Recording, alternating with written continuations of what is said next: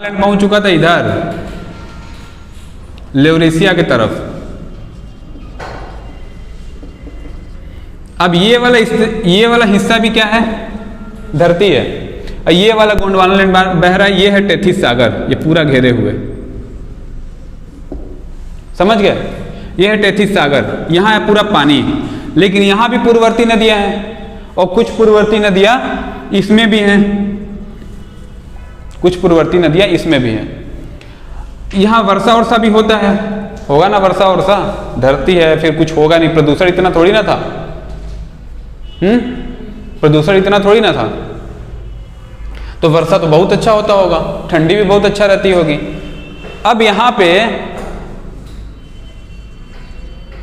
यहाँ से कहानी बढ़ेगी और यहाँ पे कुछ नदियाँ होंगी, ये नदियाँ बहेंगी इधर, ये नदियाँ बहेंगी इधर। तो पूछेगा प्रायद्वीपीय पठार, ये प्लेट्यू में क्या मिलेगा, तो काली मिट्टी क्यों मिलती है दक्षिण साइड में भारत के, वही वोल्केनो की वजह से मिलती है। और कुएं क्या होंगे, कम मिलेंगे इधर, समझ गए। काली मिट्टी मिलने की वजह ये रहती है यहाँ पे, है ना, ये है, इस वजह से काली मिट्टी मिलती है। अब यहाँ की नदियां हैं कुछ, सतलुज, ब्रह्मपुत्र और सिंधु, ये तीन नदियां यहां से बह रही हैं। अब यहां से भी नदियां अपना क्या करेंगे, मलबा गिराएंगी, इधर गिराएंगी ना, वेस्ट मटेरियल गिराएंगी। और इधर से भी नदियां वेस्ट मटेरियल अपना गिराएंगी, ये लोग भी अपना वेस्ट मटेरियल ले जाएंगे। ये धीरे धीरे धीरे धीरे जमने लगता है, मतलब यहाँ पे मलबा गिरते रहेगा ना, रेगुलर का काम है, वो तो होते रह रहा है। और ये प्लेट धीरे धीरे बढ़ते जा रहे हैं। अब यहाँ पूरा मलबा पड़ जाता है,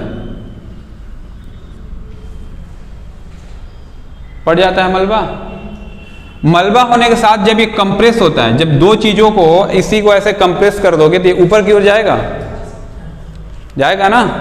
ये जैसे कि तुम्हारा ये पेज है, इस पेज को हमने दोनों साइड से ऐसे कंप्रेस कर दिया, हो गया ये। अब यहाँ मलबा है पूरा, वेस्ट मटेरियल है, नदियों का लाया हुआ। अब यहाँ पे ये मलबा ऐसे जब दबा, ये प्लेटें तो इधर से बढ़ रही है और ये प्लेट भी इधर से, ये दोनों प्लेटें जब ऐसे उठेंगी, ऐसे जब उठेंगी तो यहाँ पे हो जाएगा कौन सा, हिमालय। अब देखो हिमालय का हिमालय नाम क्यों पड़ा, इसलिए बोलते हैं भारतीय संस्कृति सबसे पुरानी संस्कृति है। अब 165 मीटर जब ऊपर जाओगे, आप ऊपर की ओर जाओगे तो क्या होगा, 1 डिग्री सेंटीग्रेड के टेम्परेचर का अंतर मिलेगा, मतलब लोअर हो जाएगा। 165 मीटर जब ऊपर जाओगे तो क्या होगा, 1 डिग्री सेंटीग्रेड टेम्परेचर डाउन मारेगा। अब उस समय तो वैसे भी नॉर्मल ठंडी ज़्यादा रहती होगी, और कितना हो गया, ये कितने हजार किलोमीटर है, हिमालय की हाइट कितनी है, अरे भाई 9000 के मीटर के आसपास है ना, 848 लगभग 9000 के आसपास, मीटर के आसपास पड़ती है। और 165 मीटर ऊपर ही जाओगे तो 1 डिग्री नीचे गिर जाएगा। वैसे ही इधर क्या रहता है, यहाँ पे एक और नॉर्थ साइड हो गया ना, ये नॉर्थ साइड में सूरज की किरणें 90 डिग्री पे नहीं आती, थोड़ा एंगल ले लेती हैं। तो जब एंगल लेंगी तो क्या होगा, उसकी हिट क्या हो जाएगी, कम मिलेगी। अरे भाई मैं सीधे यहाँ पे फोर्स लगाऊंगा तो यहाँ पे जितना फोर्स लगेगा, इसको ऐसे टर्न कर दिया, अब ये फोर्स लगाऊंगा तो ये नीचे भी तो जाएगा फोर्स। वैसे ही सूर्य की किरणें अगर यहाँ पड़ेंगी तो ज़्यादा गर्मी देंगी, और जब यहाँ ऐसे हो गई तो कम देंगी। गाड़ियों के नीचे पहिए के ऊपर जो लगे रहता है, देखना इस एंगल से लगे रहता है, ऐसे लगे रहता है, पट्टा जो लगे रहता है ऐसे, प्रेशर यहाँ भी जाएगा, इधर भी जाएगा और इधर भी जाएगा, समझ गए। नहीं तो सीधे सीधे एक रॉड करके यहाँ पहिया नहीं लगा सकते थे गाड़ी वाले, कम खर्चे का काम था, ये तुरंत टूट जाएगा।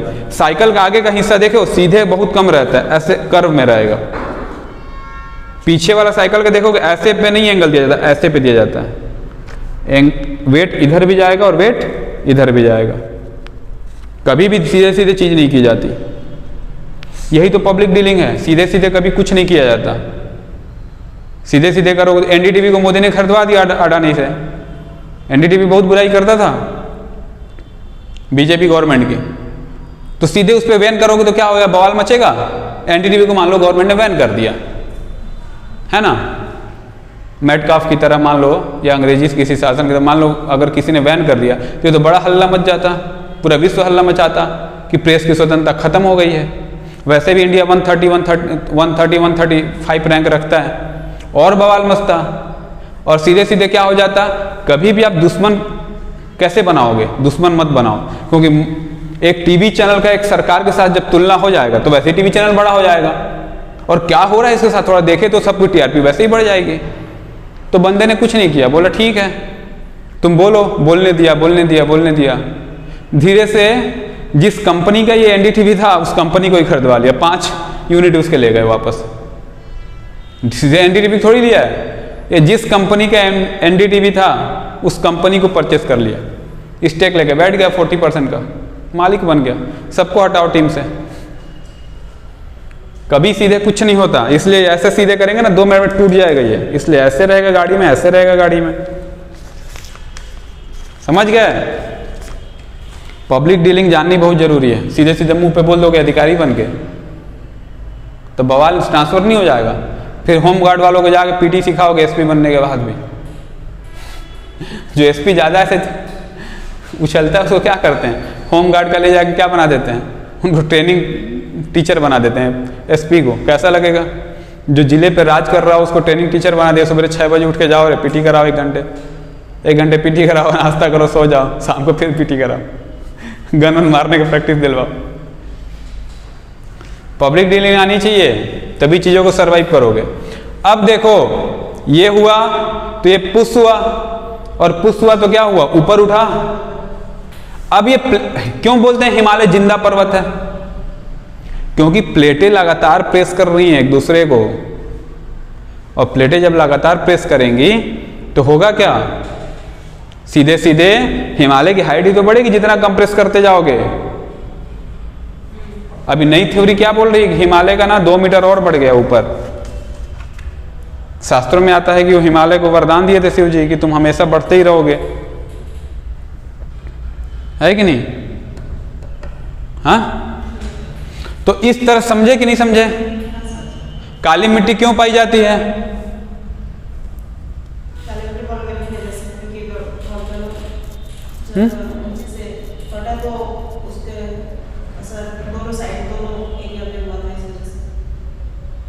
हाँ, इसलिए नीचे। अब देखो यहाँ पे क्या होगा कि यहाँ पे वैसे ही समुद्र है, वैसे ही समुद्र था, नदियाँ भी हैं इधर। अब देखो ये पूरा थोड़ी, ये हिस्सा क्या होता है, ये हमारा मैदानी हिस्सा आ जाता है। कहाँ से? छत्तीसगढ़ के ऊपर जाओगे, उत्तर प्रदेश, बिहार, पंजाब इस साइड में जाते चले जाओगे तो मैदानी इलाका हो जाता है।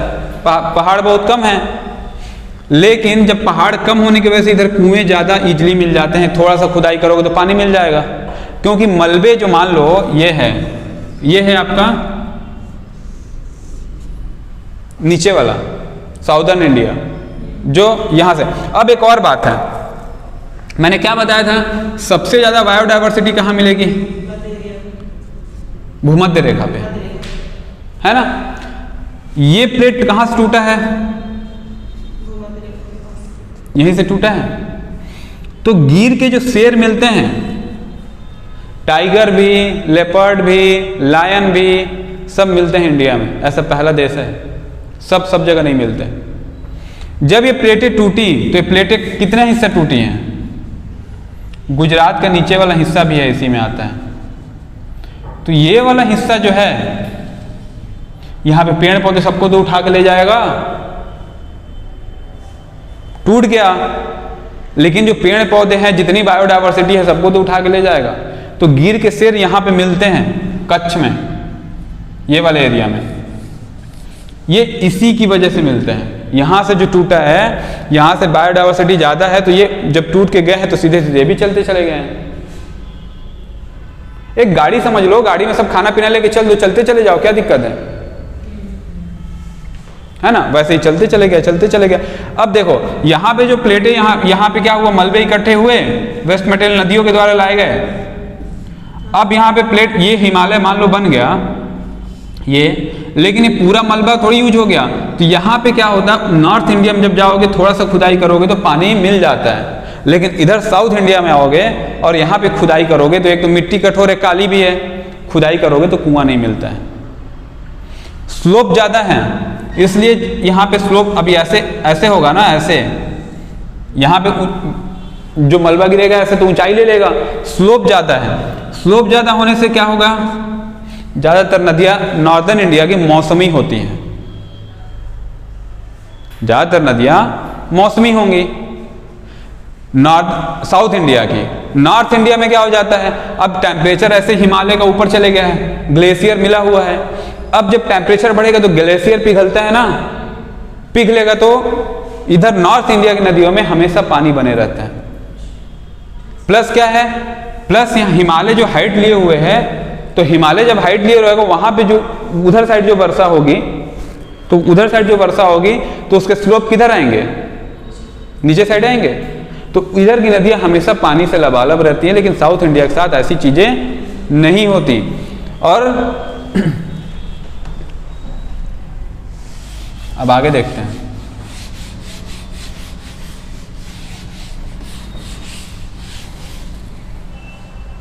अब आगे क्या देखोगे इसमें, आगे क्या देखोगे इसमें,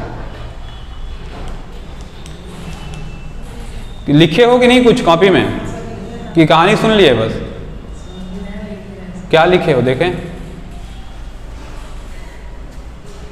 प्लेटोटेक्टोनिक थ्योरी है ये, जो आप फर्स्ट में बताया डायग्राम का, लॉस ऑफ वाटर और धरती गतिशील, ये सारा भूमध्य रेखा, कर्क रेखा और। अब देखो आते हैं ग्लोब पे आगे की बात। ये अब तुम ये लाइन देखे होगे, ग्लोब पे लाइन देखे हो कि नहीं देखे हो, हाँ? इस लाइन को क्या बोलेंगे, लॉन्गिट्यूड। हिंदी में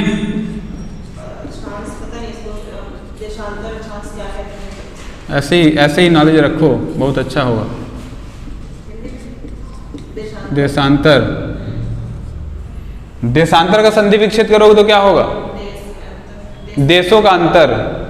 मतलब ये किस लिए बनाया गया, देशों में अंतर रखो, बीच में सेना लगा के रखोगे, देशों में अंतर। और इस वाली लाइन को क्या बोलेंगे,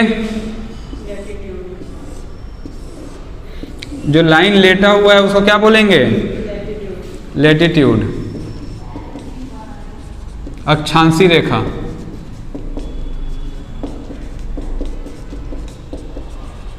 दो देशांतर रेखाओं के मध्य की दूरी कितनी होती है, 83 होती है। बहुत सुंदर है आपका हिसाब, बहुत अच्छी बात कही आपने। 111 किलोमीटर।